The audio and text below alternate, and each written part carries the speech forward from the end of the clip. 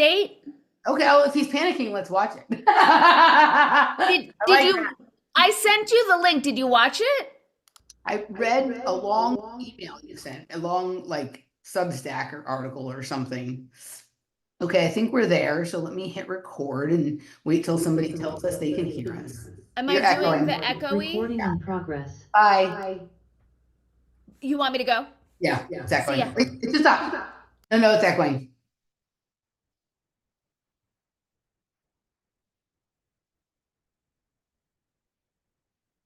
Hey, all.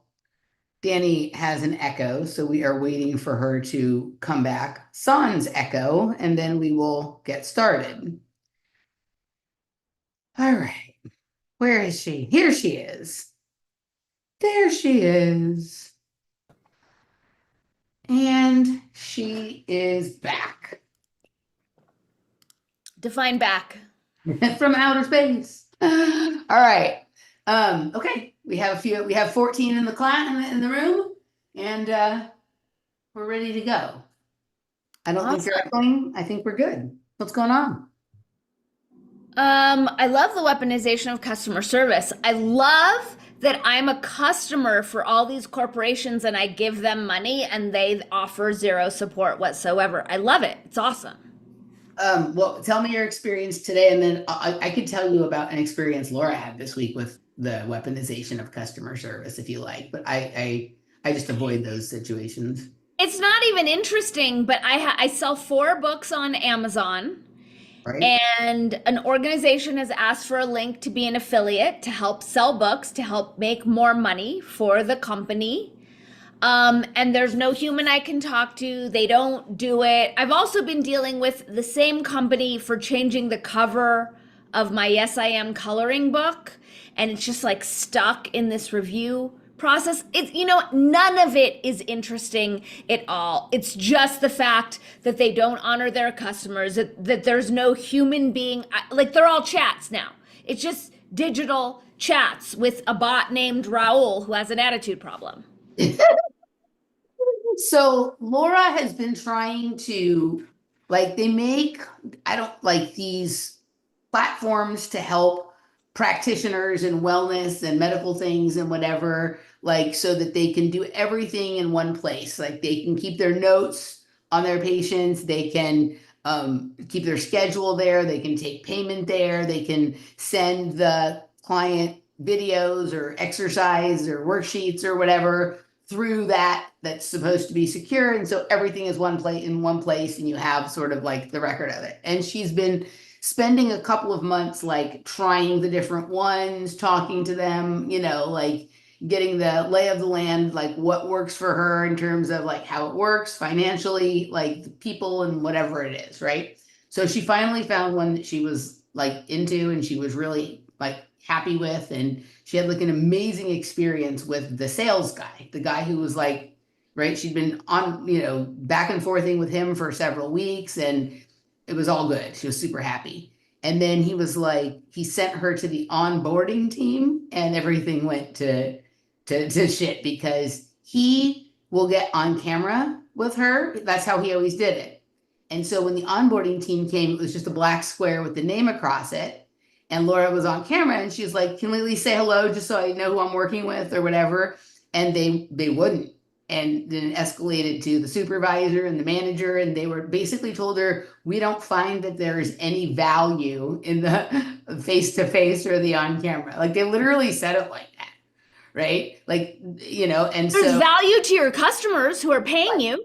correct. And that is value. That's the only value. And so then right after that happened, right, Laura, she got off with them, and she sent the guy she'd been working with an email, right, to let him know what had happened or something. Or no, sorry, she didn't. They said they would tell Josh why Laura was, oops, I didn't mean to say his name, sorry, that they would tell the guy why she was unhappy and have him get back to her. And then she never heard from him. So eventually she sent an email and connected back and forth. And he and his manager and supervisor were like super nice, and were like, we value it. But this other part of their company was like, we have no value for it, right? And it was like fucking weird, right? Like there's one part of the company where they're like, we think this is important, and another part where it's like, we think this is not important. And like there was no, we can, thanks for letting us know. We'll get an associate if we have an associate who is comfortable doing that. There was no try to remediate it, right? And right after it happened, like an hour after that, the company rejected her for running payments through there. And she like, so of course it made her feel like, that It's it was like punitive. some form of like retaliation or whatever Yeah. it is, right? And so she had to go through this whole sort of exercise, and she's going to do something else. She's not going to stay with them, but it was weird, right? And it was like something she'd spent a large number of hours already doing and uploading her things to there and whatnot. And there was like zero care. Like the Josh guy cared, the sales guy cared. We don't know the name of the company. We don't know his last name. Right. You're Yes. in the Okay. clear. He cared, and it was almost like you could tell he was like a little bit embarrassed, and his manager was like, is there anything I can do?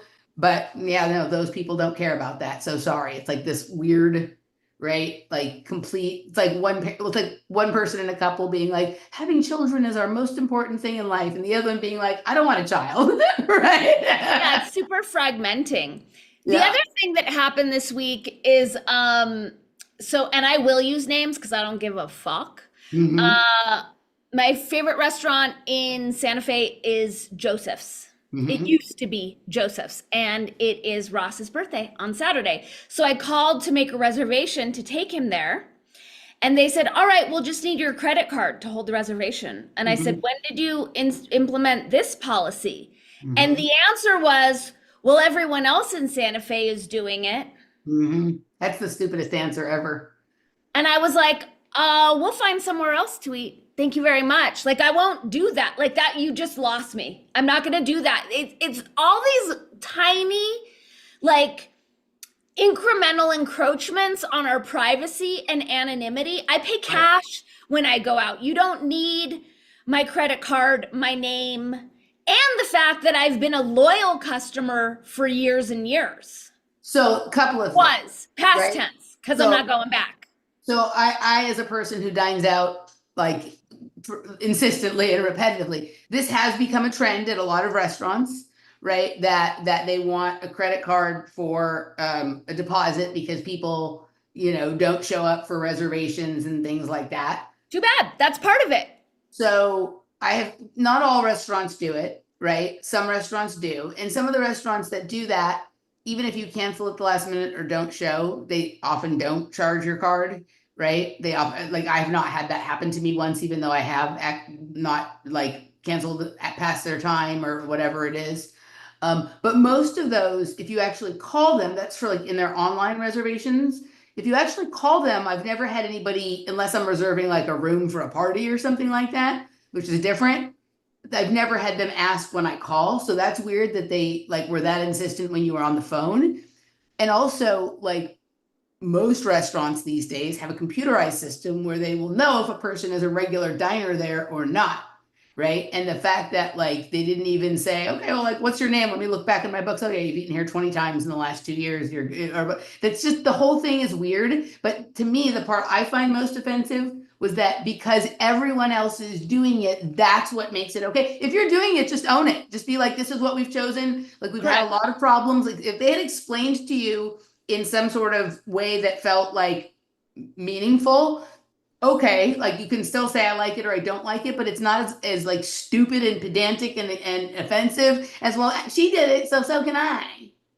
Exactly. That was what annoyed me. And I don't make reservations online. Like, I'm an analog person. I'm not doing that. I want human beings to help me feel good about giving them my business. So I would never make a reservation online.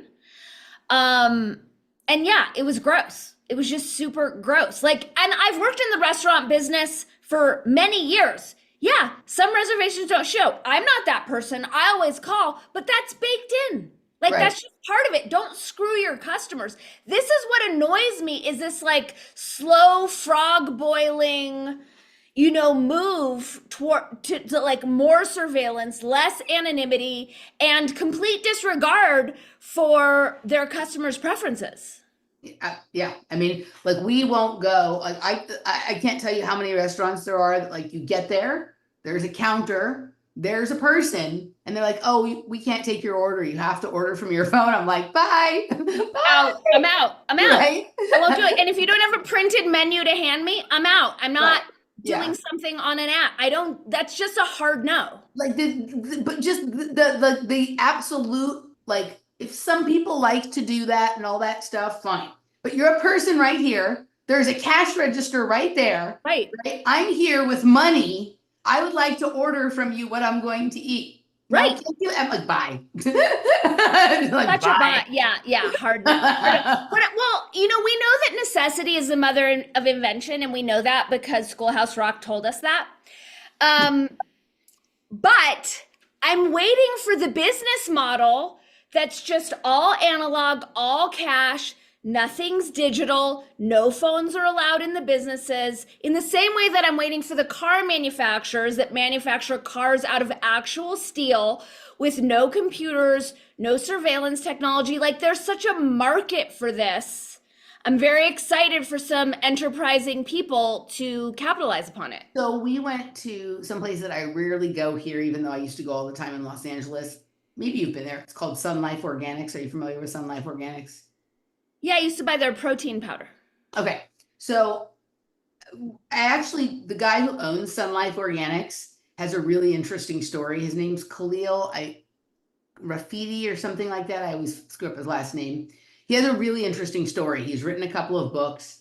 I knew him back in the 90s when I worked at the Coffee Bean and Tea Leaf in Malibu, right? And it was fun job. right. It was during the time I knew him, he was a party boy with ups and downs. But towards the end of my run there, like, he had definitely fallen into the heroin hole, if you know what I mean.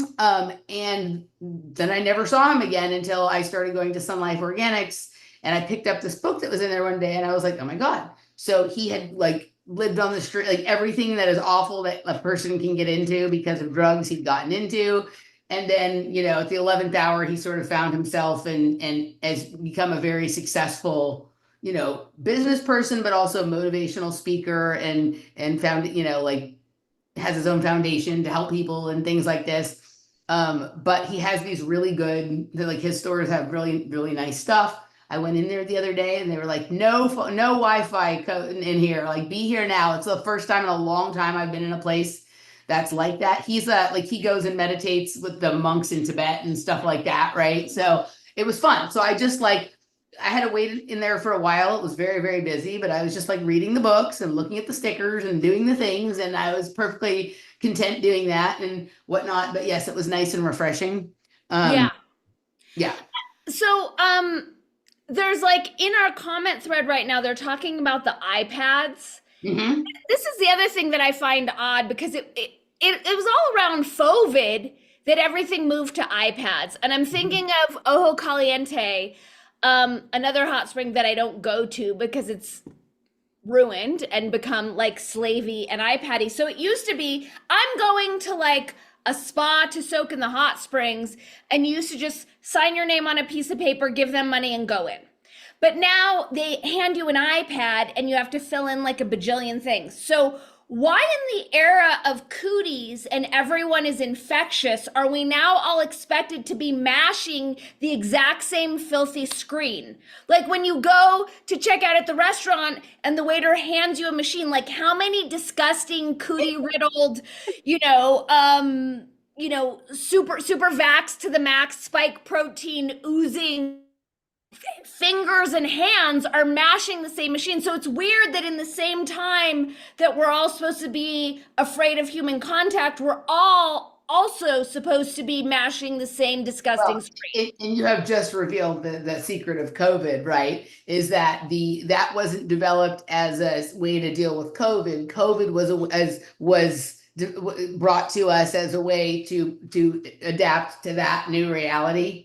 Right. Right. But the lack of critical thinking around that, of, like, don't you guys see that this is, like, completely an inversion of what we should be doing right now if everyone's so infectious? So those things had been popping up I was working in restaurants, like, when I first started working at the last restaurant I worked for, like, worked at before COVID, right? Like I started working there in 2015, like right when I got clean and before I started doing the show with Randy.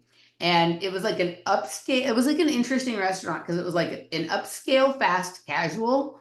But like with tips, I made like as much money there as I ever made working in fine dining in LA, right? Just because like I turned over more customers, so more tips, smaller tips, but like I didn't ever have those dead days where there was like no tips. I always made, somewhere between 125 and $200 in tips a shift, and I was home by, 9:15, which Nice. was lovely, right? Yeah. But when I first started working there, it was like more of an old school kind of computer like we had in restaurants. And then like about a year and a half into working there, they switched to the sort of, it's called toast. So, like there's all these different types. There's clover, there's toast, there's all these different ones. Yeah. We switched to toast. We were like an early adopter of that, right? And it was pretty clear that there was a couple of purposes for it, right? But what wasn't clear at that time that became clear during COVID was that this was going to be how they were going to force businesses to stop taking cash, right? Because I know from having worked there that one of the deals along with Toast is that like they do all your back end books for you.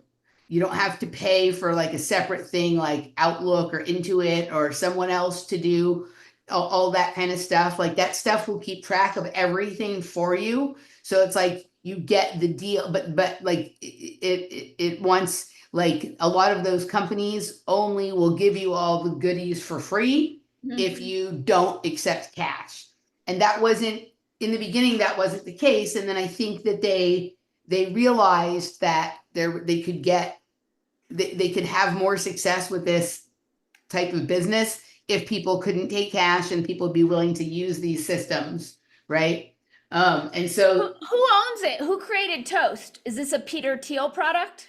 there's lots of them. There's not just Toast. There's Clover. There's a whole bunch of them. Right, but who's behind this Never looked into it. collusion to dump cash? I've never looked into it. And the other thing that it does is it forces people into like increased tipping, whether it's tipping for services that you wouldn't normally tip for, or whether because you're only offering the person like 20, 22 and 25% as opposed to like no tip, 10%, 15% or whatever. It's created a scenario where businesses feel like they can get away with paying employees less per, like the absolute minimum per hour because they're making more money in tips because there's this weird, uncomfortable tipping thing at the counter, right? So there's a whole bunch of conspiracies wrapped into this one.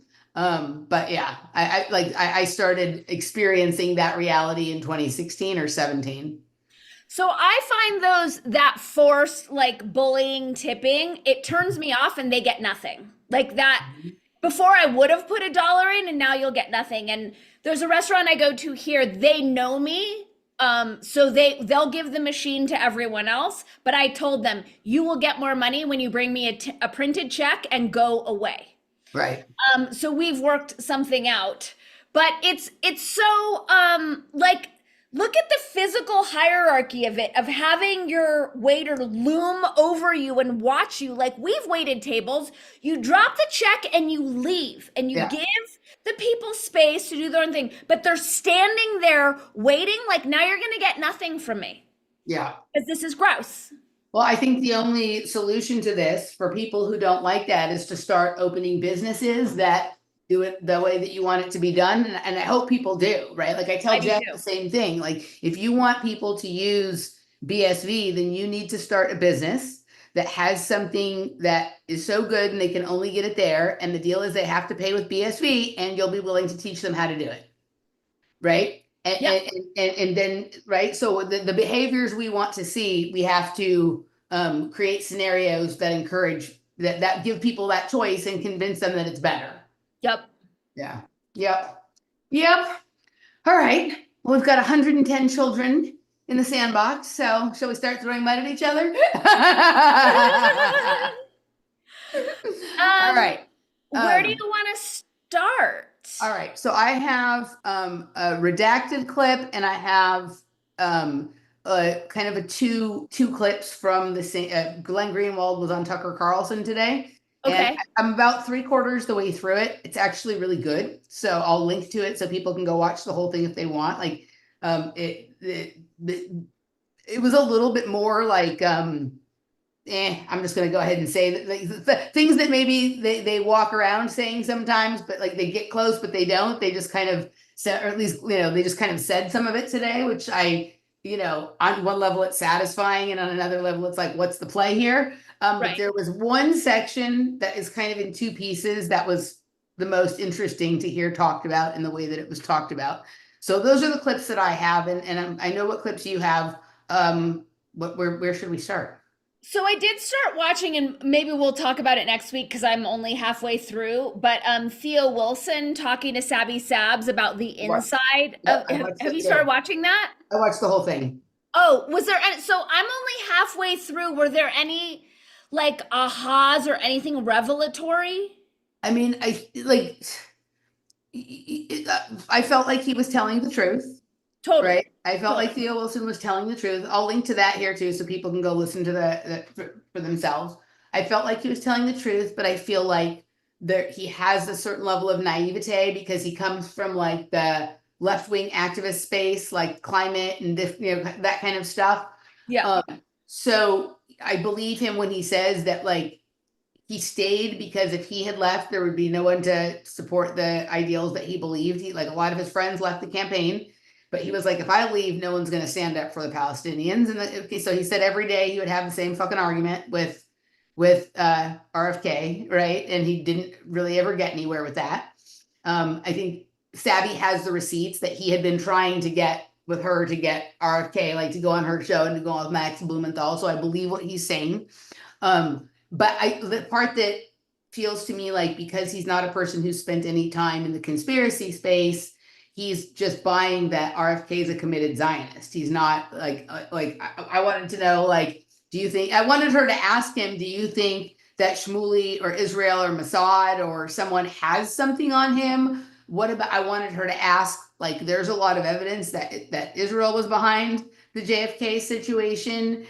Is he in fear? Like, I wanted her to, like, go right there, but because neither of them come from the conspiratorial space, like, it was just kind of but I like, he had some interesting insights about the way things in the campaign worked, specifically why they chose to ignore, like, the more radical left and instead cozied up more to the right. Yeah, I heard that part. That was interesting and It was insightful. interesting to hear him say that he was like emotionally butthurt by the left, so that's why RFK abandoned them. And I was like, okay, that's human. Like, I appreciate that perspective, that he was actually just pissed at how he was treated. Butthurt, and then that the more powerful people within the campaign were the people from the right, and they started over time winning out and being more influential.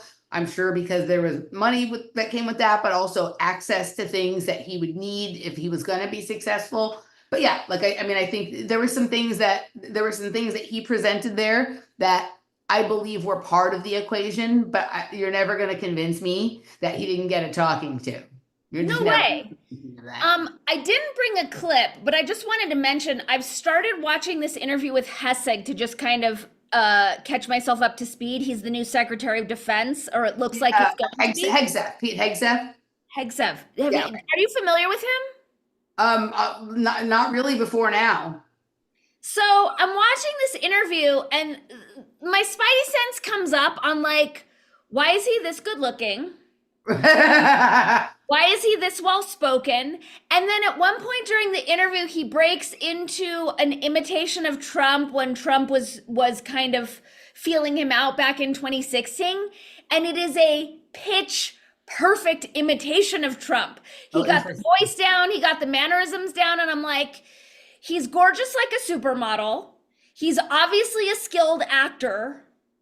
Like, what's really going on here? Yeah, well, also, did you hear his delusional rant on what he would do in Israel and Gaza? It's almost as delusional as Mike Huckabee talking about there's no occupation, there's no such thing as a Gaza or a West Bank, there's only Judea and Sumeria, and I will call them that. And but it was like the most delusional rant that I had ever heard, right? Whoa. Like that finally the land is going to be returned to its rightful biblical owner, and it was just like the most delusional thing. I should have brought a clip of that. I forgot until just now. But Hegseth had a rant that was almost as delusional. Like, the way that you bring peace is just to bomb the shit out of. Oh, I did hear that. And once everyone's dead, then we can have peace. I did hear that. Peace. Yeah. Yeah. I got really muscled by a libtard globalist friend. I made my quote marks wrong. They should be around friend. Back in the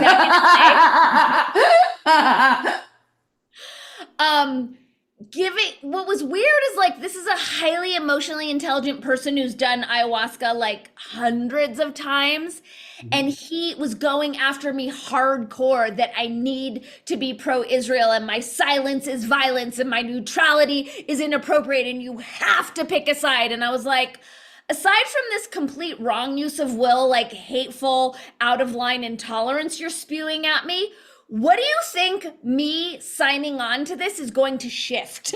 Right. It's like the same as the people in the Capitol here in Santa Fe who are protesting about it. Like, what do you think this is going to do to change the situation? It's as crazy as like the TDS around abortion and whatnot. Right. Yeah, it is weird to me. Like, but I mean, I have a couple of people that are somewhat close to me in my life who, like, it is bizarre how, like, they can get almost everything else right on an emotional intelligence. I might disagree with them politically about something, but their position is reasonable from, like you said, an emotionally intelligent position. Right. And then they say some, like, literally psychopathic things about the Israel-Palestine thing. Exactly. And it's like, that's great. Like, I support your right to have psychopathic ideas about Israel, and I will defend that right. But why do you need to bully me into agreeing with your psychosis? That's where it goes crazy. So, like, one of them tried to get me to go to that, like, Nova Memorial Festival or whatever, right? And I was just like, I just didn't say anything. I was like, I looked at him, I'm like, yeah, I'm not doing it, dude. Like, where's the memorial for the hundreds of thousands of people or whatever at this point, kind of thing. And it was weird, right? And like, there is like a small segment of like the Burning Man dance music. Actually, it's like a Burning Man crew that's doing that. Yeah, right? This was a Burning Man guy facilitating the bringing of the Nova to like a tour kind of level thing. And I certainly don't think that that's like the ubiquitous feeling amongst Burning Man people, but like, it's weird.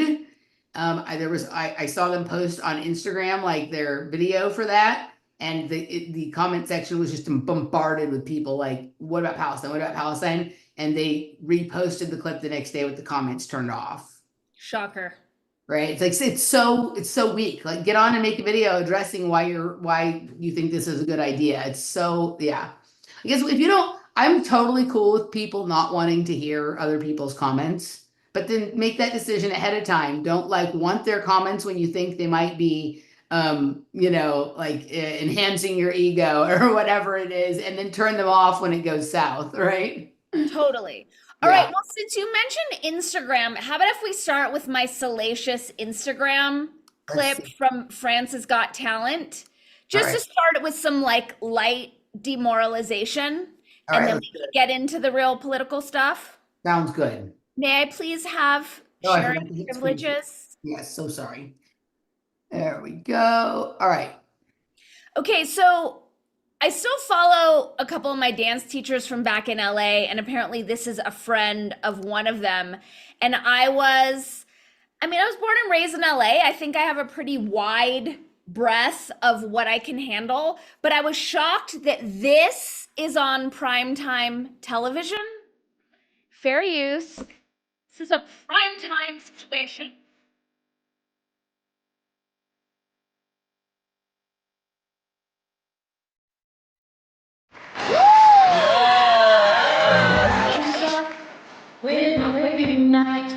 Ah la la.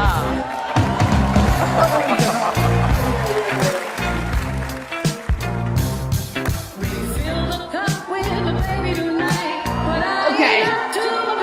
Let's not get a copyright strike, but I think turn the volume off. Yeah, that's a good idea. Oh my God. It just keeps getting worse. This is prime time. Like, children and families are watching this, and this is being lauded as like the finest talent in France. And this is your dance teacher or your dance teacher? And teacher's friend. And this is the judge that thinks it's great. Some like, whatever, whatever. I don't want to be insulting, but like, Oh, where are they going to take it next? What is 2025 going to be like if this is what we're being exposed to? And the whole audience is like, yeah, whoa! oh my. And children watch this. It's on network television. Correct. With millions of views. I looked it up. I mean, he's got good back handsprings. I mean, it's a little bit of a deep knee bend. It's not great technique.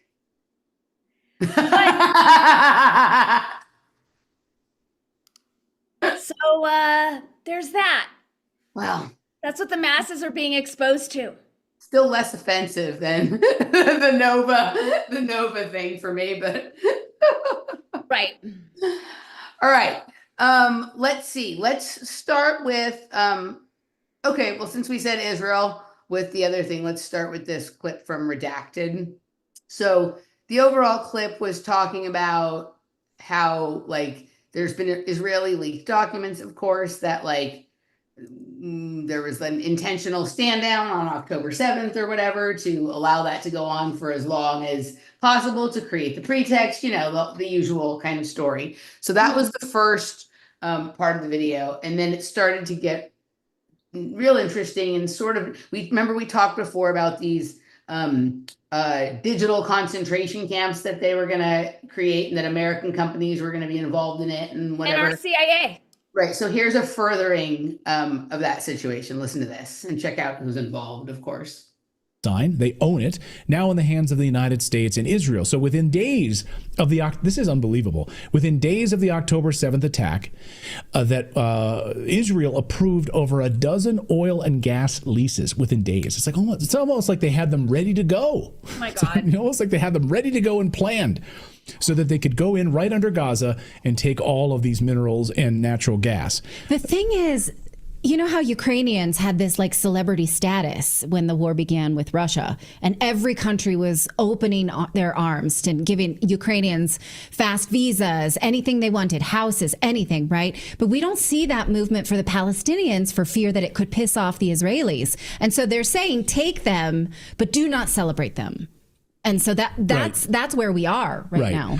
Yeah, and label. It's not sexy to take a Gazan. Also, it's an admission. It's an admission by former Mossad head and former member of the Knesset that in fact these people are civilians. And they're not Hamas, as you were painting them to be, that yes, Hamas is still there. And they're not going anywhere, by the way. So you can do everything you want and build condos above them because they're going to come out and, this is not going to end well for them. But anyway, it's an admission that these are civilians that are being killed and displaced. But they haven't really wanted to admit that to this point. They're all Hamas is what we've heard from them, right? So these minerals just happen to be there. It's amazing, right? These minerals just happen to be under Gaza. That's an incredible coincidence. Imagine the luck of the Israelis. They're having to spend a lot of money to import natural gas and oil for years. And then the surprise attack happens on October 7th. And, and it was unbelievable. And now they'll get to access all of those resources. It's almost like too good to be true, right? I don't believe in any coincidences, but it's amazing. And so as Alex Jones has repeatedly reported, how the Israeli government sat back for 7 hours and allowed the attack to unfold. And we know that they knew about it well ahead of time.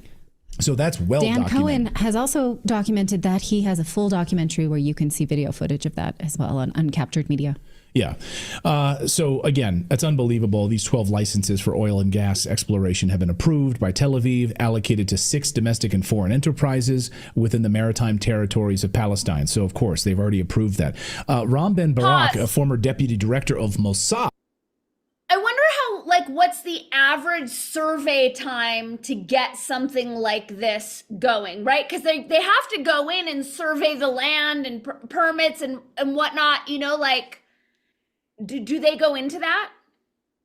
No, they start getting into it's molding into another portion of the conversation that is also important. But my guess is that they've known this all along, and so it's just in the long play, right? Right, but as far as just like the optics of it, I mean, They it's don't like care. They don't care. Of course not. Okay. Right? Like most people won't, like most people are more concerned with watching America's Got Talent in France. What did you call it? America's Got Talent in France or something? Yeah. Right? Like, so yeah. Okay, continuing. Says there are 2.5 million Gazans. Let's distribute them all over the world. אז אם כל עזה היא פליטים, אז בואו נפזר אותם בעולם. בואו נפזר אותם בעולם. יש שם 2.5 מיליון אנשים. כל מדינה תקלוט 20,000 איש. 100 מדינות. זה הומני. זה מתבקש. הם פליטים ממילא. עדיף להיות פליט בקנדה מאשר פליט בעזה. אפשר, אם העולם באמת רוצה לפתור את הבעיה הזאת, יכול לפתור אותה. אגב, This is why you blood sugar spikes and fever. Let's skip this commercial and continue. How is this lady on your Palestinian YouTube problem. when she's like banned everywhere else? Who is she?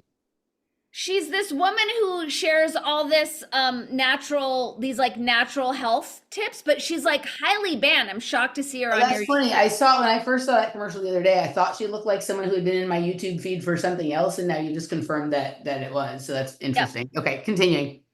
2.5 million of them, 25,000 of them to 100 different countries. How many of you are just open up all of your resources in your country. That's how we solve their problem. Okay, exactly. And of course, as Dan Cohen reported on our show a few weeks ago, the former head of the CIA, David Petraeus, is right there making a lot of money off of this, by the way. David Petraeus, right? Behind a large portion of his plan to rebuild Gaza using concentration camps for the Palestinians that remain there. So they'll put them in buildings where they'll be under 24-hour surveillance. They'll have to go through guard gates, and it will all be funded. And David Petraeus is going to make a lot of money off of this. But don't worry, David Petraeus says, you know what, these Palestinians, they'll feel like they're living in Boca Raton, Florida. It's going to be like living in a gated community. Watch. I believe there should be a vision for the future of the Palestinian people that is similar to the vision that we presented to the people of Iraq before we conducted the major operations that we did there during the surge. And we would go to the people of Fallujah and we would tell them in advance of our operation, we are going to make your lives better. We're going to do it by getting Al-Qaeda out of your neighborhoods. And then we're going to stay in those neighborhoods. We're going to create gated communities, essentially. It's an accurate but with much more effective walls. In fact, we would tell them, I said, look, it costs a lot of money to be in a gated community in Florida, and we're going to give it to you for free. Oh, so generous. Lucky them. So funny.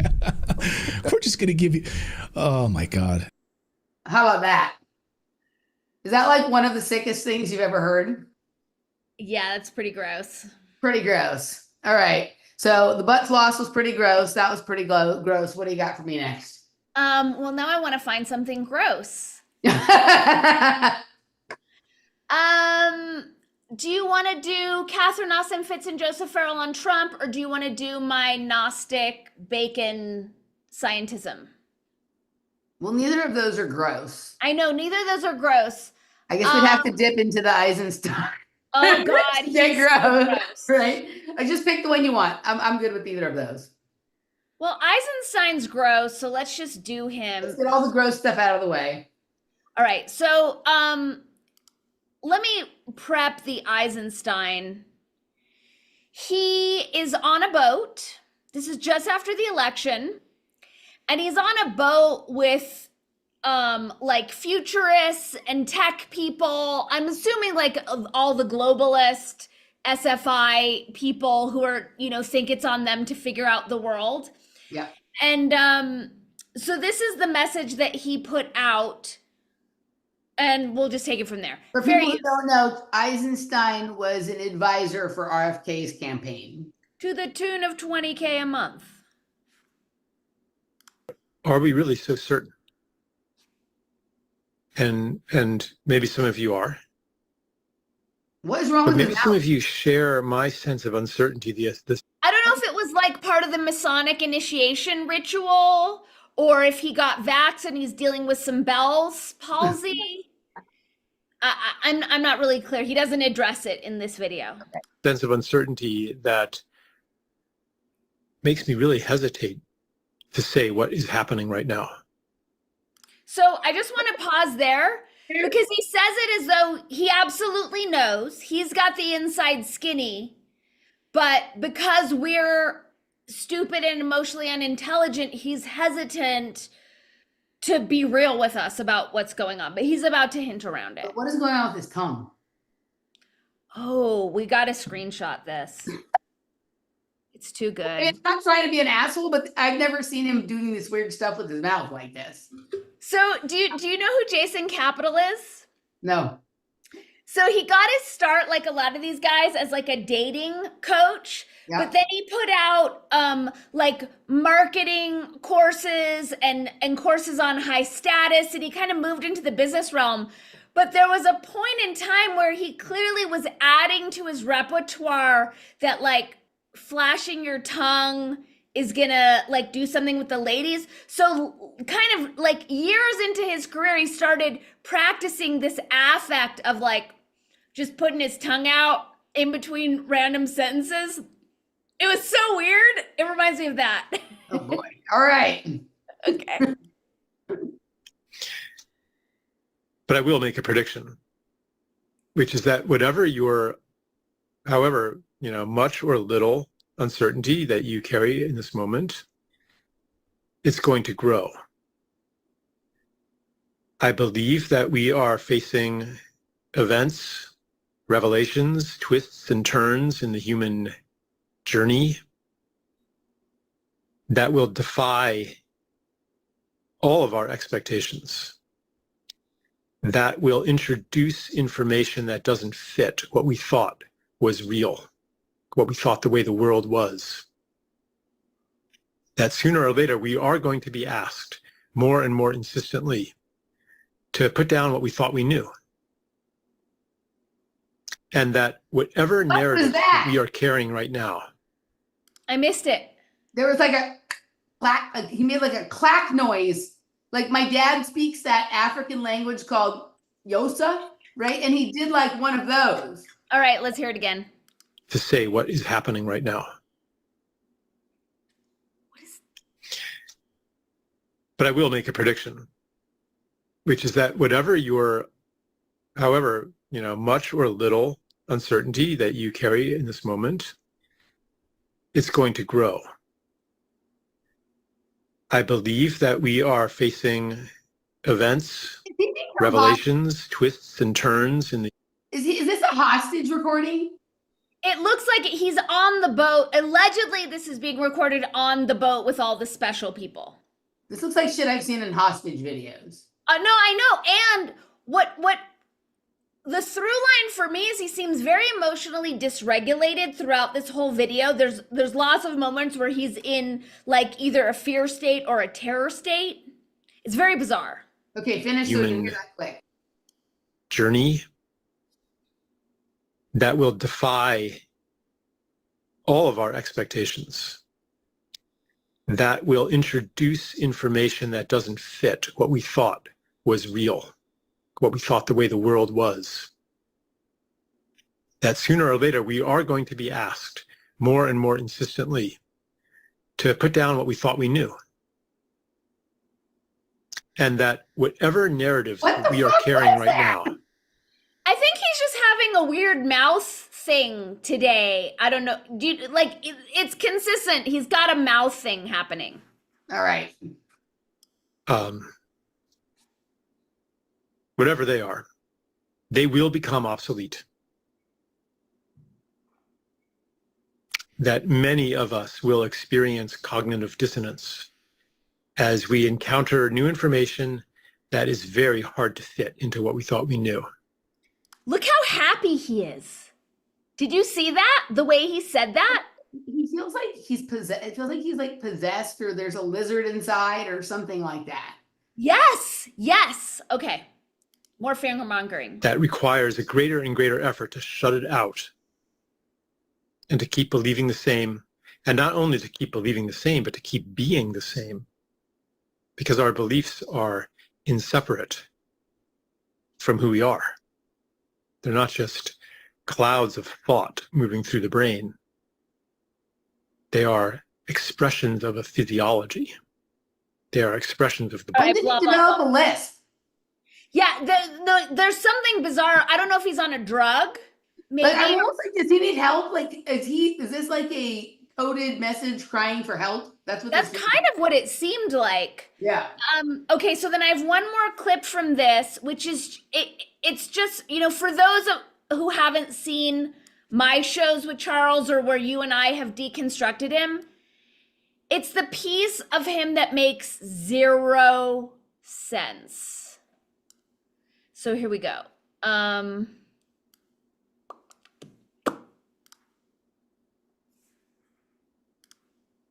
Reports from various people peering into the future that I've been kind of synthesizing, integrating.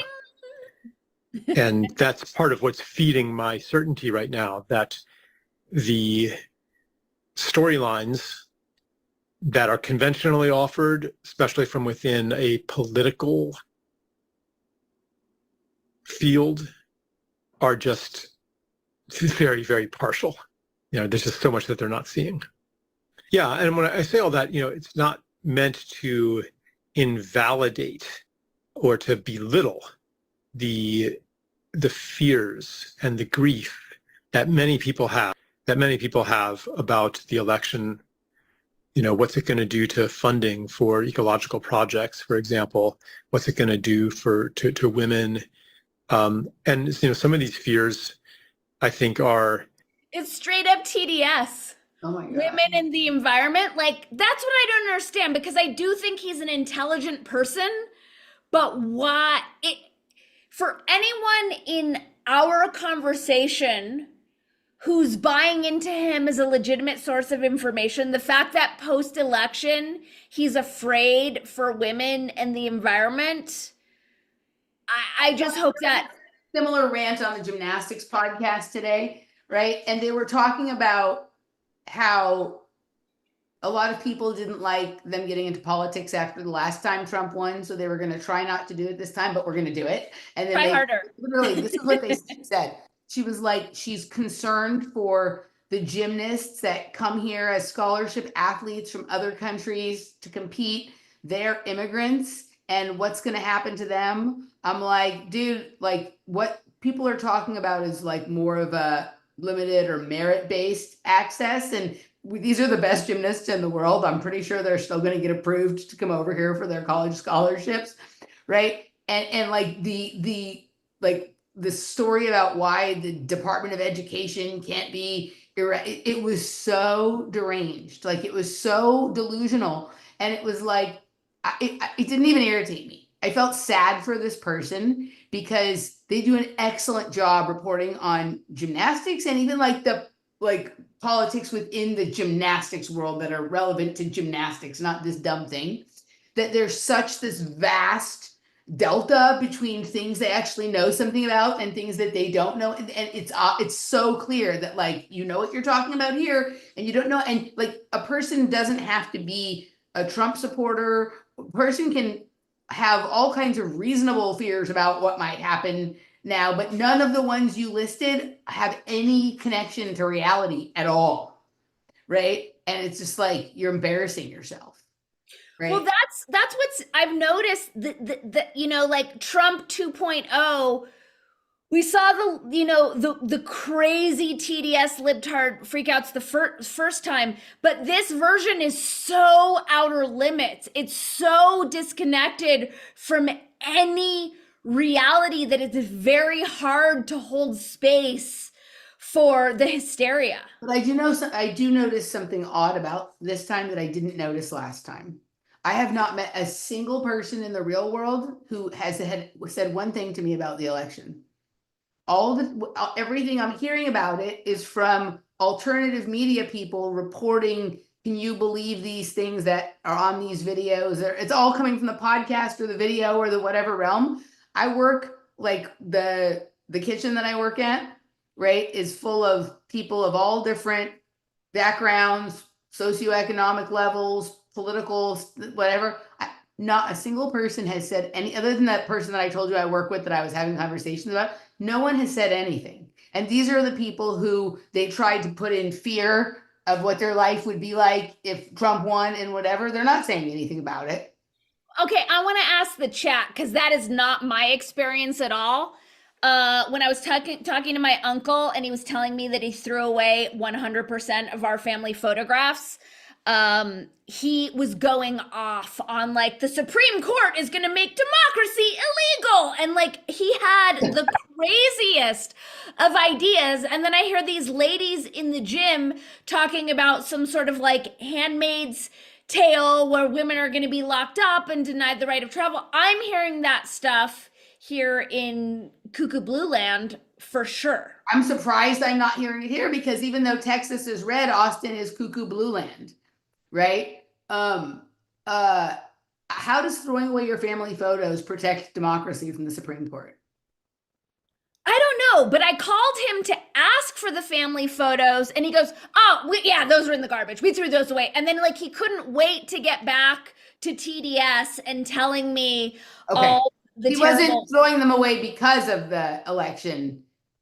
I actually think he was. I actually think he was, because my uncle decided to hate me after a dinner we had in 2017, where he was bashing Trump and I was Trump neutral.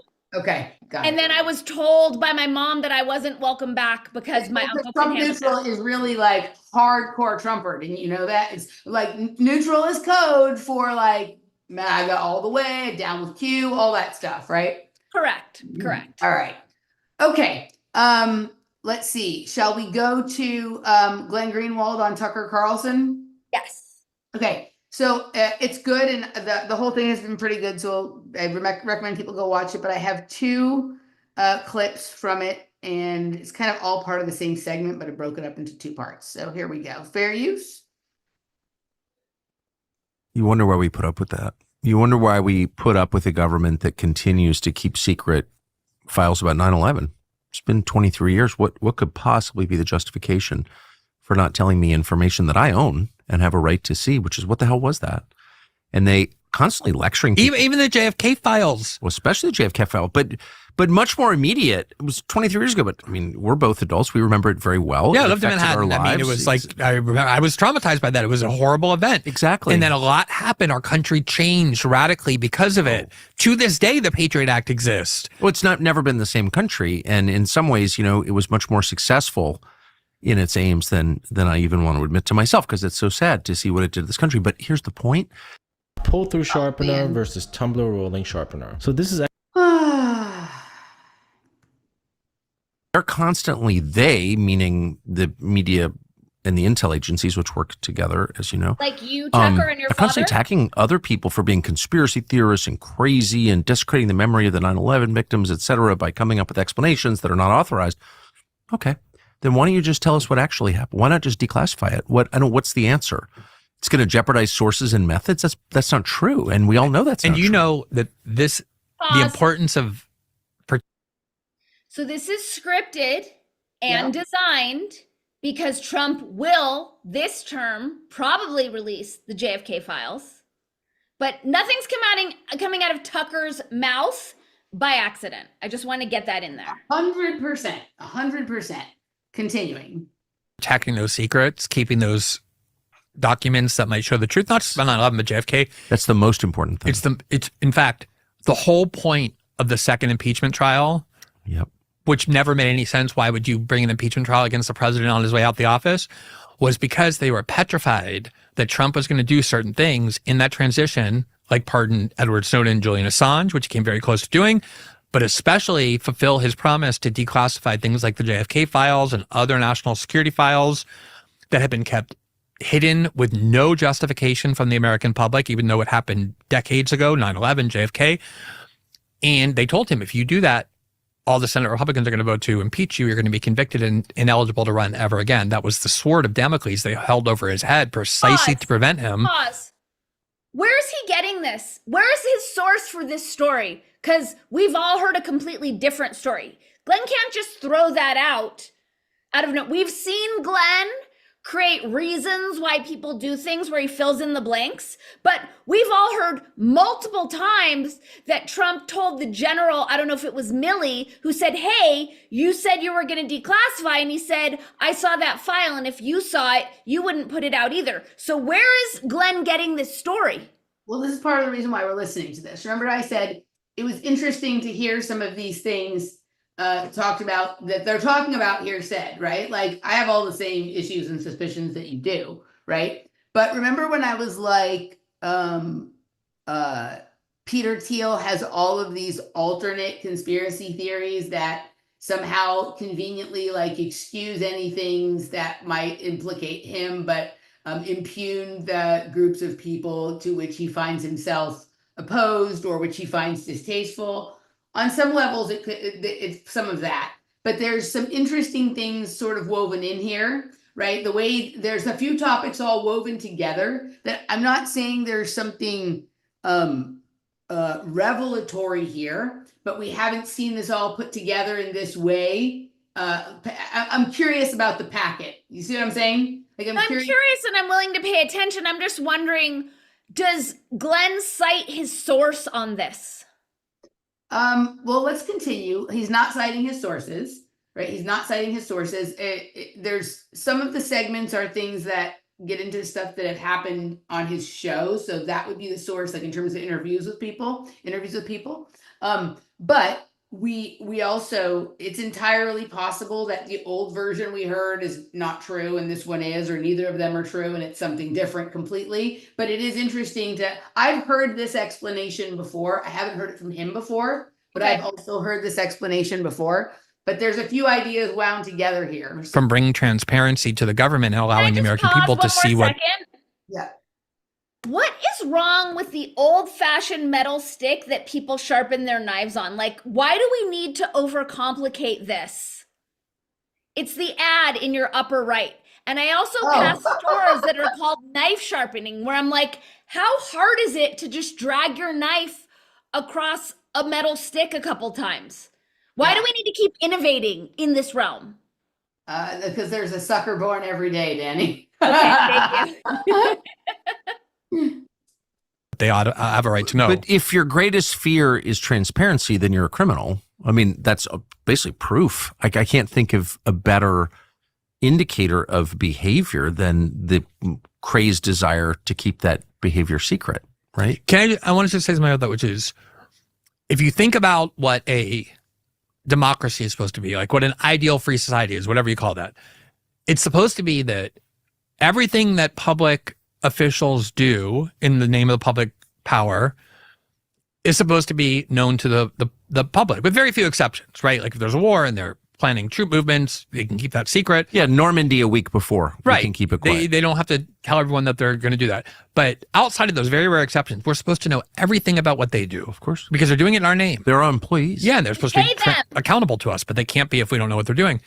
Conversely, they're not supposed to know anything about what private citizens do. They're not supposed to track us or eavesdrop on us or keep dossiers on us or know where we are, where we're going.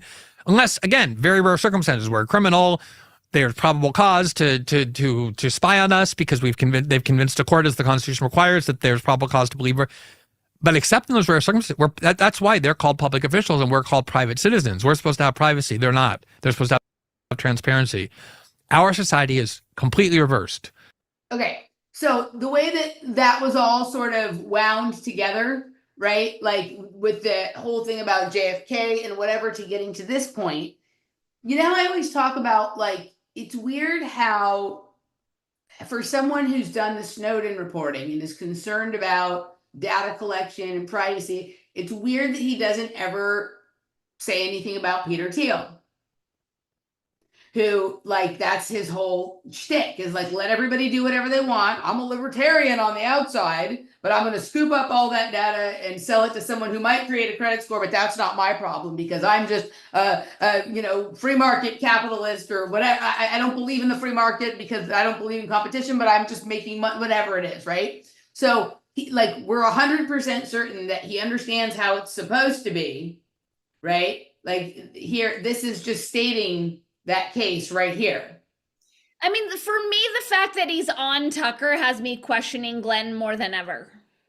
I mean, he goes on with everyone. He goes on with Megyn Kelly. He was on with Megyn Kelly the other day. It's not his choice to go on. It's Tucker is there for a very specific reason, just like Joe, just like Brett. Sure. Not there to just shoot the shit with interesting people. That's not their function. Of course not. There's all sorts of choreography and design going on here. But he also talks about being friends with Megyn Kelly, being friends with Tucker Carlson. And I believe that. I am still trying to figure out what exactly his play is. With some people, it's very obvious what their sort of, like Dave Rubin is Captain Obvious, right? Like other people, it's a little bit more complex, right? Yep. Kind of thing. He's one of the most complex because he makes some of the best arguments in favor of positions that are like obviously fairly principled. And then there's like all of these weird spaces and gaps. And when we get into the next thing that I'm going to share with you, that here, he certainly talks about the awareness of how this process works. So, you ready? Ready. All right. Very. So a long-time Intel official told me not that long ago, I guess I should have known this, that the big pornography sites are controlled by the Intel agencies. They have access to the data on those sites. And the reason that they do, and I think the dating sites too, and the reason that they do, of course, is blackmail. And once you realize that like the most embarrassing features of your personal life are known by people who want to control you, then you're controlled. And you look at the behavior of some of these people who I know personally, and particularly in the Congress, you're like, why are you doing that? You don't agree with that. And you're out there doing it anyway. We always imagine that it's just donors. So they're getting paid to do that. I think it's more than donors. I've seen politicians turn down donors before. I've watched it. You know, I don't believe that I'm not doing that. A lot of people have very safe seats. Not everybody is desperate for donors. Exactly. Can I just give you an example? It's not just the carrot. There's a stick in there. I'm not saying this happened here. I'm not saying that at all. I have no basis for saying it. But I had Mike Johnson on my show about 2 months before unexpectedly he became the speaker. When he just became like the ninth compromise. Mike Johnson on your show? Yeah, I interviewed Mike Johnson. And the reason I interviewed Mike Johnson was because he would not go on your show now. Oh, no. But this is why. This is so interesting. I didn't know This is why. So, yeah, just by chance, I interviewed Mike Johnson. The reason was because Christopher Wray went before a committee on which he sat in the House, and Mike Johnson grilled him about FBI spying, about the involvement of the intelligence communities in our politics, about the attempt to censor the internet coming from the intel agencies. And he did it with this great kind of intellect, but also this very effective demeanor. And I could just tell that he felt passionately about these issues. And then I started following more and more what he was doing. And he was almost single-mindedly focused on spying abuses, curbing spying power, curbing censorship. You're blowing my mind. And so we asked him, I said, can you come on my show? And he's like, yeah, I'm a big fan of Glenn's. I think the work that he's doing great. I'd love to come on. Mike Johnson from Louisiana? Yeah. And he came on my show. No, you can go watch the interview. And I'm hard to shock you or shocking me. I had him on my show. And after this interview, I was like, I love him. One of the things we spent the most amount of time on was Pfizer reform. And the need for Pfizer reform. Come on, Glenn. Tucker, I'm telling you. He means FISA, the spying court, not Pfizer. Yeah. Pfizer reform was coming up in about 3 months, where they had to extend the FISA law that allows the FBI, the CIA to spy on American citizens, the NSA, without really any reforms. And he was determined. It was like his big issue. That's why he was on my show. That's why he liked what my work was. He was like, we cannot allow this FISA law to be renewed.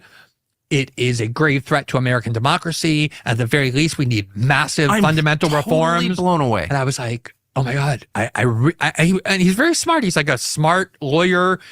He's very informed about these issues. I walked away super impressed. That is what we spent most of our time on. But also just will you put these clips on the internet? The whole show is on the internet. No, I know, but will you just post these on social media? Because I did, but I'll do it again because Mike Johnson becomes speaker about 2 months later. I don't mean 4 years later or 2 years later, about 2 months after that, 3 months at the most, right when the FISA law is coming up. And I was like, oh, it's so great. He was made speaker. There's no way this FISA law is getting passed. Not only did Mike Johnson say, I'm going to allow the Pfizer renewal to come to the floor with no reforms, not allowing any reforms. He himself said it is urgent that we renew FISA without any reforms. This is a crucial, critical tool for our intelligence agencies. And I put that clip everywhere when that happened, showing we're just 2 months early. There's a growing interest in... Sorry. No, there is not. Together? Yeah, of course. I was attacking the shit out of Mike Johnson. And then somebody finally asked him, like, but you've been saying all along for years, for the last 2 years, that you vehemently oppose this. And suddenly now you're for it? What changed your mind? And he was like, yeah, well, when you're a speaker, you get access to a lot of things. And I was taken to this secret room in the CIA and they showed me these very important things and these sensitive documents about how important these powers are and how devastating it would be if we put any reforms on them. And so I realized that it was wrong what I had believed. And now I believe this law has to be passed with no reforms. You don't have smart people like that. He was already in Congress. He had access to classified information, getting briefings, secret briefings. You don't have people that invested in position who with one meeting, I can see someone really dumb being affected by that. Like, oh, these guys with big medals on their chest take you to like a secret, super secret room inside the CIA, like with all these locks and codes and things on the wall. And you're all impressed. You're like, oh my God, I can't challenge this. He's a very smart guy. I don't believe he changed his mind. So the question is, why did he? I don't know. I really don't. But I know that the person that was on my show 2 months earlier no longer. Boss, Mike Johnson already admitted he was paid. We know this. He came out with it. It was like 200K, 250K. It's on the record. It's public knowledge. So two things. I saw when Mike Johnson was on Glenn Greenwald's show and he had all those exchanges that he talked about. Yep. And then I also saw when Glenn got mad because he did exactly the opposite of what he said he was going to do. Yep. And then I also saw when the person confronted him and asked him why he did the thing he said he wasn't going to do. But I have not heard the thing you're talking about. And I'm looking it up now. Okay. You can continue the clip. Okay. Exist. Wow. I can honestly say that's one of the most shocking things I've heard in a long time, because I didn't, I should also echo what everyone else who's ever met him will say, which is nice guy, not a mean man or anything like that. No, great guy. Like he adopted kids. He totally. I mean, just everything he says about decency, respect for everybody. No, I was even saying today that he was, with the whole thing about the question of whether this new trans lawmaker was going to use the bathrooms. He was asked about it. And he was just like emphasizing the need for respect and decency and civility, even if, things. Yes. And I believe he believes that. Like, I believe he is in connection with the best parts of Christianity and takes them seriously and conducts himself that way and always has.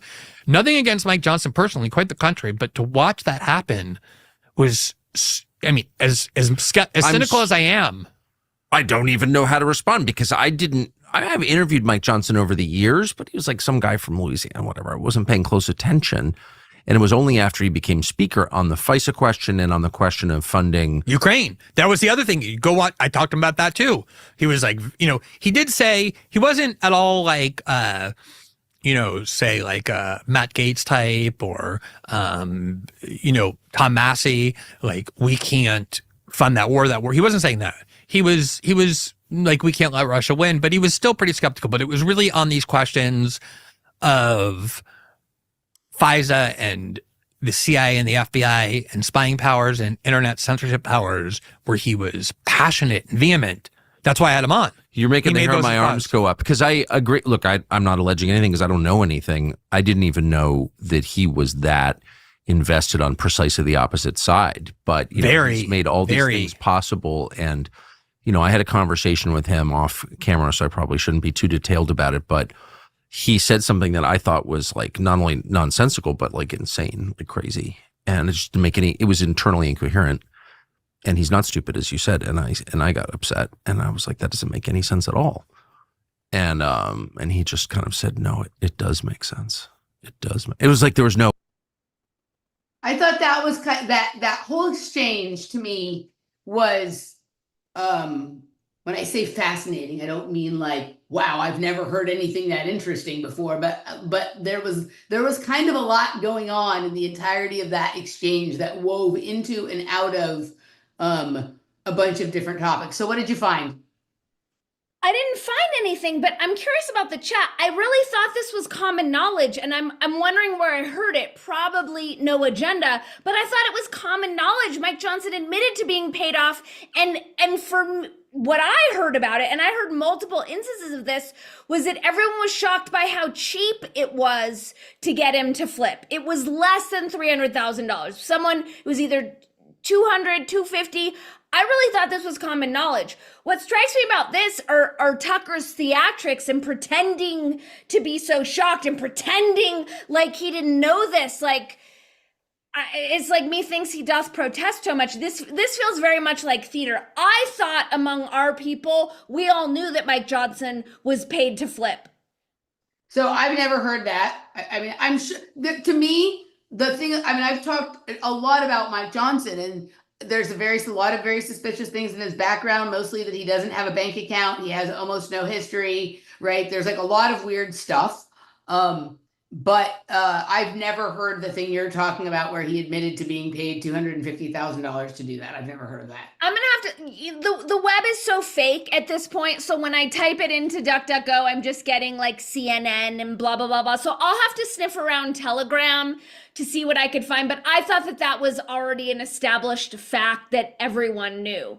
Yeah, I've never heard of it. So, to me, there was points in this conversation that felt very theatrical. And then there was a few points where I felt like there was some genuine surprise. But it does feel like the way, and when you listen to the whole thing, the way that things are woven together, whether they're true or not on some levels is irrelevant, is that like there's a new narrative being laid that Correct. is supposed to be sort of the right, like, and most of the narratives that are highly effective are combinations of things that are true and not true, and true but doesn't matter, and not true but does matter, and all of that kind of stuff. But the way this whole conversation was woven together was like a when you go through and like tighten up your story, right? Because you had people who knew different things or believed different things, and you're trying to like synthesize various threads of information into a specific coherent message that is trying to be delivered and to become like the new accepted reality, whatever it is. Is Mike Johnson still Speaker of the House? Yes. So again, going back to all my theories about continuity of government, he would be the one to That's step the most in. terrifying thing. That's the most terrifying thing So about it feels like they would be setting this up to negate his legitimacy to take that on. If they're starting to chip away at him now, is it because they're in on whatever this COG thing is going to be before Trump takes office? I mean, I mean, to me, like if there was a COG thing, it would be bad with Mike Johnson for sure, right? But I think that Chinese chick who's down in line, like, why was she even put in there? You know, like, Right. why was it stacked the way it was stacked? Right. Unless they wanted these people to come in. So if you want to get Mike Johnson out of the way, this is certainly going to help. So did you ever read Joseph Farrell's 9/11 book? No, I'd like to.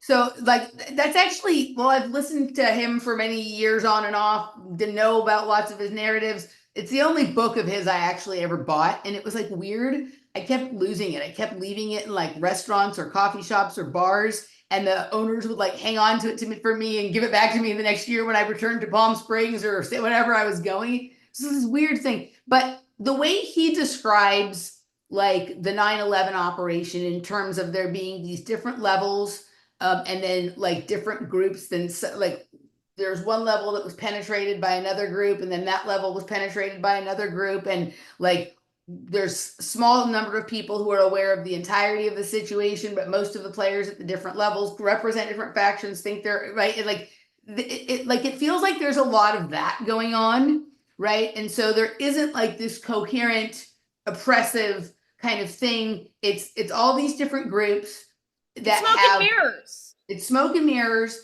and it's all of like part of the issue, and I can see this with lots of people, right, from different factions and different sides of it, is I think a lot of people have probably also, because it's profitable and convenient, signed on to the one that feels least bad to them, and then they go to war with the one that feels slightly more offensive to them, but none of them represent anything that you or I would agree would be like an okay outcome. And when I watch some of these kinds of things, different interviews, different sort of sects of the alternative, semi-alternative, mainstream, whatever kind of thing, that's what I think of, is like there's this sort of mountain of bullshit and everybody sort of only sees the part of the mountain that they're working on, but there's some, you know, there's some sort of totality that lots of people that are involved in different layers of the penetrated operations, like can't see the forest for the trees kind of thing. And it almost, and the narrative warfare that goes on between the factions that someone else is penetrating is fascinating to watch, and this feels like part of that. This totally feels like part of it. And my next clip, which I think will be the last, is a Joseph Farrell clip. Let's But do it. also interesting about the timing, like how the Mike Johnson, whatever they were talking about, is not timely at all. So why are It's like the Barry Weiss Tulsi Gabbard thing that's all of a sudden resurfaced this week. correct? They're straightening out their narrative. People who Correct. weren't persuaded by how stupid that Barry Weiss Tulsi Gabbard thing now need to be persuaded by it, because Correct. that's been the narrative faction that went out on that level. Correct. And speaking of, we don't have to spend time here, but have you watched the Barry Weiss Peter Thiel interview yet? Oh my God, it was, I suffered through about an hour of it. He's so bad. He's so alien and like inarticulate and weirdo. Well, to me, like what he kind of reminds me of is like how I was when I was on meth. I had a hard time, like the words would come, like I couldn't like the flow. You know how like when there's the water's coming too fast Yeah. for it to be controlled, that's what it would feel like. So I would try to hold it back so people wouldn't think I was like talking too fast because I was a tweaker, because I was talking too fast because I was a tweaker. So the sort of gate that I put up, the filter to try and make it a normal, reasonable pace, made me sound like that. He sounds like he's on meth to me. Yeah.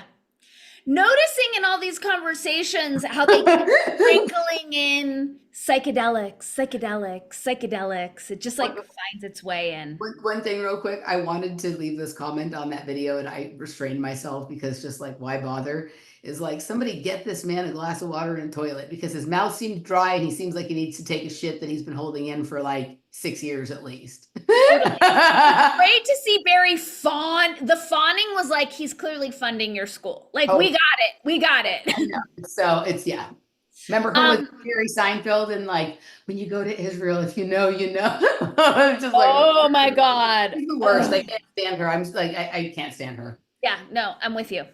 All right. Okay. So this is, I'm sorry, it's a 5-minute clip, but I feel like it's well worth it. Okay. I should probably share the screen so you guys know what's happening. Your sound, all that stuff. Okay. Here we go. Fair use. A couple weeks before Butler Mania, I showed you, and I sent you that article in Foreign Affairs at the Council of Foreign Relations that was a puff piece on Trump and his foreign policy team. And I said to you, this can't happen unless the Rockefeller faction has buried the hatchet with the Rothschild faction, and they're ready to use Trump to get the control grid because they don't think the Democrats can deliver. Yeah, I remember that. Yep. So I think the Republican establishment is ready to back Trump. Yeah. That's what it smells like to me. This is why I say we need to be extremely cautious. Exactly. So if I'm the central bankers and I want to take care of the fiscal line, one of the things I need to do is I need to strip out and get rid of the civil service and replace them with big tech, right? Yep. And the defense contractors. Yep. Okay. What's Trump saying? He's going to get rid of the deep state. What does he really mean by that? What he means is I'm going to get rid of the people who do the bidding of the legislature and replace them with people who do the bidding of the central bank. Yes. That's not That's cleaning out the swamp. No, it's not. This is why in the previous interview I told people you need to watch the transition team very, very carefully. Who he puts where. What we need to insist upon is clean out the Department of Justice. Right. We need to watch very carefully who he puts in charge of the Department of Homeland Security, Director of National Intelligence, National Security Council, Treasury, Commerce Department, all of these key positions. It's going to be White House counsel and state and DOJ. State and DOJ. Those are the things that we need to watch. DOD. So it's DOG and DOD. DOJ, DOD, Treasury, Commerce, State, all of those places we need to watch very carefully. Here's what's interesting. I just checked in with CNN just to see what they were saying. And lo and behold, there's an article, and I have no idea, I haven't checked this out independently, talking about how the special prosecutor, Jack Smith, is suddenly arranging to consolidate and get rid of all the lawsuits. Yeah. Now, if that's the case, if you get a full umbrella sweep of all of that, then I'm sorry, my theory is right. Yes, I agree with you. Right. I agree with Right. you. They are So- they're in a certain sense they're doing double duty. They're stacking functions, as you like to say.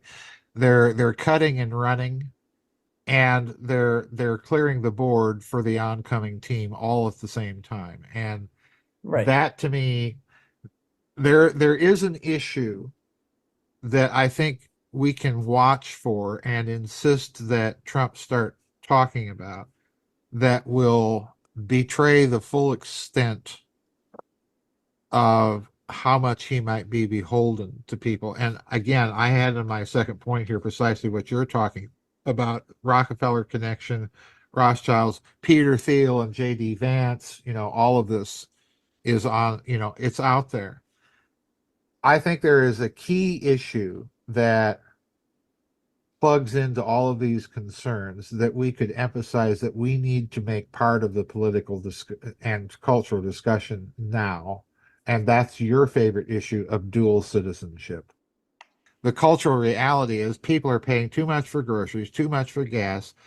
They have been called Nazis, deplorables, you name it. They've been called everything in the book, and we're fed up with it. But that's the level of popular view of the election. There's another level that I think is also in play, and I call that the let's just call it the Trump technocratic level. He has come out in favor of a strategic Bitcoin reserve and all of that stuff, and I'm hearing bad things, particularly if you connect Elon Musk and his presence in all of this to it. I'm very worried about that with the Starlink thing. Elon Musk's crazy idea of the neural net and all of that. In other words, what I'm trying to warn people about is we're now in the position where you've elected an administration with the political and moral capital to enact and put into position all the necessary infrastructure for your mark of the beast social credit system and Right. central And bank we're digital. gonna look at that in a second. That's what I'm trying to warn about. Yep. I watched that clip.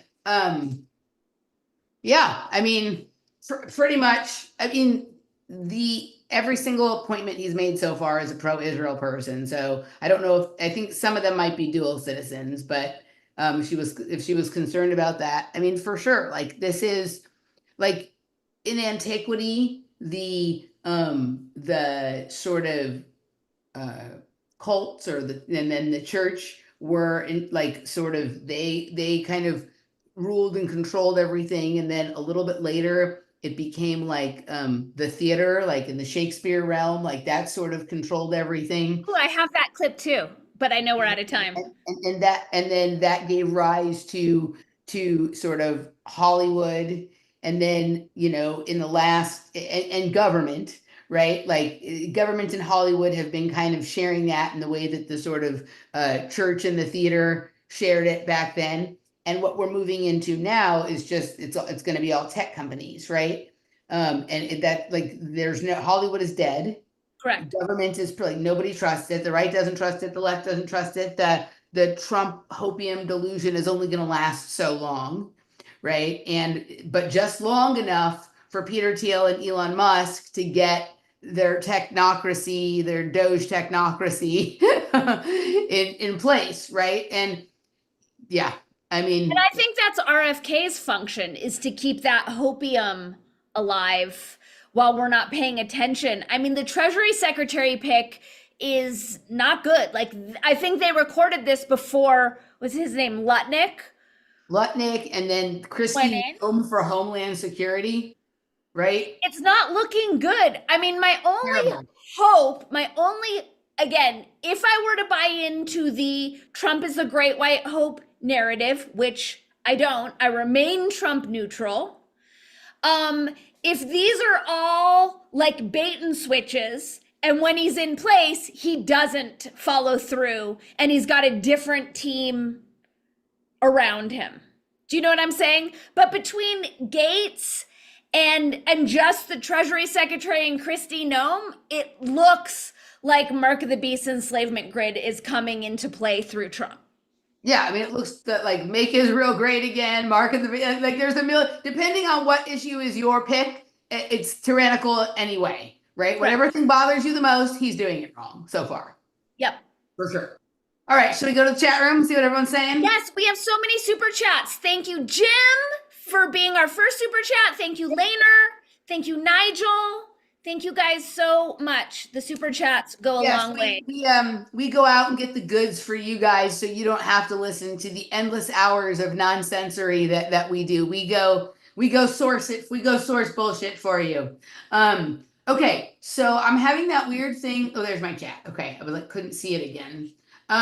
If you guys have questions, comments, things you want to talk about, you know what to do. Kim Rose had asked earlier on in the chat, what do you think is in the JFK file? Israel. You think that's the reason why Trump couldn't expose it? Yeah. Because everyone in our government is in bed with Israel. Right? So yeah, there's maybe like a few that are like at least Israel neutral or something like that. But like when I say that, like I think it's more complex. It gets into all kinds of things, like some of the stuff that you've turned out about like Rick Doblin and the Israeli control of certain elements of the psychedelic. It's not just like as simple as like the geopolitics idea behind that, but it's like we've had this long-running idea that like communists or CIA or whatever it is, right? Yeah. And like it's not. And like what the truth of the matter is that either a tiny country or a faction that is acting through that tiny country has the entire world by the balls and they're twisting. 100%. 100%. I'm going to put out my, I interviewed Joe Atwell, but I still haven't put that interview out. But our whole talk was about Masonic Zionism and this like larger plan, and that it has nothing to do with the Jews and everything to do with the secret societies. Yeah. Shocker. Yeah, I mean, I don't really, at least, I mean, some have definitely been fooled by it, but in any real organic way, Israel has nothing to do with Jewish people or Judaism or anything in the way that you think of China having something to do with Chinese people or you know, the church having to do with Christian people or whatever it is, right? Correct. So yeah. All right. Who else? Either my chat is not working or I don't see any other. If you guys have any questions, please put them in all caps. Thank you so much. All caps. Maybe we're done. Maybe we're done. Let's give people a few more than 5 seconds because whenever we do that, someone comes along right after. I think there's yes, Jim, that's Dr. Joseph Farrell, who is on Dark Journalist quite a bit. Yes. I think that YouTube is on a slight delay. So sometimes when we count to 5, they haven't even heard us start counting yet until after. And then we miss a good question. Thoughts on Steve? Is it Jobs? Why would we have thoughts about him? Isn't he dead? I think he's dead. He's definitely dead. I think a lot of people think that like he was taken out because he wouldn't go along with like, remember, so God, let's reach way back in no agenda history. Like, right. So I used to like, there's a few things that Adam really helped me understand and see clearly. Like things around the Edward Snowden situation were really interesting and whatnot. But one of the things he said about Steve Jobs was that he would not allow like Adobe Acrobat or some Adobe product into the Apple computers. That was a big problem. He did not want that. He would have taken it out and wouldn't allow that in any of the newer ones. And then as soon as he died, the first thing the guy who took over did was allow Adobe into the computers. So like now, just because somebody takes a stand on one thing doesn't mean that they have the same ideal in mind that you and I might have for where the human how things should go for humans. It just means that they had one thing they weren't willing to be paid off for or bend on or whatever it is, and they may have gotten killed for it. I mean, he didn't seem like a very nice person. He didn't seem like the kind of guy I would want to hang out with. He makes nice products. They're just as spy-y as any other products, except for not allowing the people he doesn't want to spy on you into them, but the ones that he's okay with spy, right? So like, would you rather just eat like a pile of shit or a shit sandwich because the shit is broken down a little bit by the taste of the bread, right? We just got a massive super chat. Thank you, Matrix. Thank you so much. Hey. Was the O.J. Simpson ordeal our first major psyop? Oh, hell no. First major psyop? No. But there was a shift in this, like getting people captivated with watching trials on TV, right? Like almost like letting the audience into the sham show in a way that they hadn't been let into the sham show previously. We studied this in journalism school. The first instance of that was Pee Wee Herman. It was before that. Yeah, Pee Wee Herman was before O.J. Simpson, and they say that was when everything shifted and it became this like giant spectacle. And the Pee Wee thing didn't go on for as long as the O.J. thing went on. No, it didn't go on, but I think that was like kind of the test run of using the media in this specific way that O.J. was like an extension of. So someone that I used to listen to quite a bit, who also like offered some insights that I hadn't heard anywhere else in quite that way, some good information, but over time, like it felt like something's not right here and a lot of the other stuff. Like, I feel like, and if I'm misrepresenting any portion of this narrative, it's not intentional. It's just because it's been so long since I heard it, that the need for this whole of society, to use a Mike Ben's term, focus on an emotional investment in the O.J. Simpson thing was because they needed people, whether they liked the outcome or not, to like believe in some level of reality that about guilty or not guilty, or he did it, he didn't do blah, blah, blah. Because what the truth of the matter is we were already balls deep into being spied on completely, and the NSA knew exactly who did it and how, and it wasn't anything like what we were presented by theory A, B, C, D, E, F, G, H, I, all of that kind of stuff. So how were they spying on us? Because this was satellites that they're able to see the year on a dime from, quote, like outer space. Or the high atmosphere. We can't see it, but it can see a dime on the ground, and that covers the entirety of the planet. And it's completely known. Like there's no, like, just like when someone breaks into your car, you know that they have it on camera so the police could get access to the closed circuit television that's spying on. Like this whole thing, it's weird to me, like with the serial killer here in Austin, it's like, are you expecting me to believe that there's not cameras everywhere on the trail and on the freeway overpasses and all of this kind of shit, right? But they have to, allowing people to either be fearful or get emotionally invested in who did it or whatever, keeps this idea intact that like there's a mystery here when there's really no mystery. Yep. Yeah. Yep. But what do you think was the first large scale psyop? I mean, I would say it was the Shakespeare psyop. I think probably it predates that. Or maybe it was like when the Templars arrived in England or in Israel to like help protect the pilgrims. Right. I mean, I think this goes farther back than that into antiquity. Jesus. Into right, like this gets into Amon Hillman territory, right, and whatnot. And so like all the people who are lying to us, incorporated into their rituals elements of the true mystery, and then diverted what they were supposed to do or mean, right? And so until we get back to like before it had been distorted for political or social convenience, like I'm not sure, right? But like when he like, and again, this is not signing on to everything anyone says or anything, but one of his books is called Original Sin. Mhm.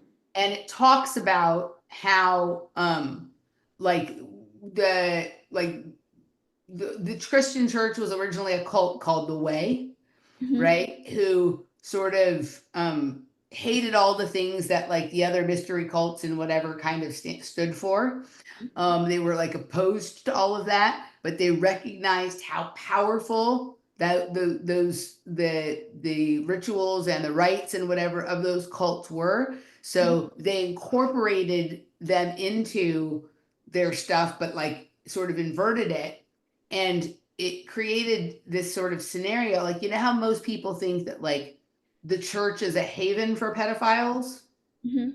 He's saying that's not it. He's saying pedophilia was baked into the cake of the church. It wasn't like it's a place that accepts pedophiles. Like, no, he's saying it's a place that like creates them, that those things are written into the whole scenario, right? So it was interesting to go and look back like at the time. And again, I'm not a scholar on this, so I haven't read enough things to know whether he's right or not, but it's just an interesting sort of thing to look at. The Way was just one of many cults that were functional in antiquity and that people were part of and whatever it is. And over time, they amassed enough power to push the other things far enough into the fringes that they could no longer have very much meaningful effect on society. And the Way became the church more as we know it, right? And so that might be the first like big psyop, but I'm sure that as long as there have been people who disagreed about how others, how we should live, there have been these kinds of games played, right? I mean, and it's also on like what levels of reality are we operating? Because if we're talking like Tartarian, the resets, and the idea that like Rome is a psyop, genetics are a psyop, Israel is a psyop, you know, like how far are we going to go with this? Yeah, I'm reading Stalking the Wild Pendulum by Itzhak Bentoff right now, and it's really good. It's like he does little drawings, right? And they're very basic and childlike and whatever, but they help to clarify some of these ideas, right? And like one of the ideas is that like everything that we think of is real is movement. Movement is the only thing that is actually real, and that's what the thing we think of as matter is actually movement, right? And so this idea that anything exists outside of energy, like the things that we think of as like, oh well, this is inert or this is just like solid and it's not alive or whatever. No, everything is alive, and if it's real, it's moving, and if it's not moving, it's not real.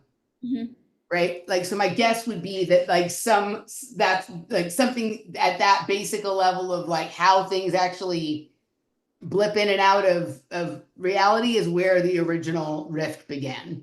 Or even if it's the Gregorian calendar, which would predate that. So I just want to acknowledge, I don't know what's happening on your screen. We're totally frozen on YouTube on my screen. Are you running on yours?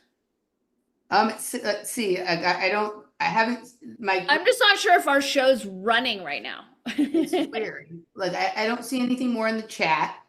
Let me refresh my screen and see what happens. It's not even letting me refresh. Huh. Okay, whoa, there's like all these weird things and where it's supposed to be my chat room.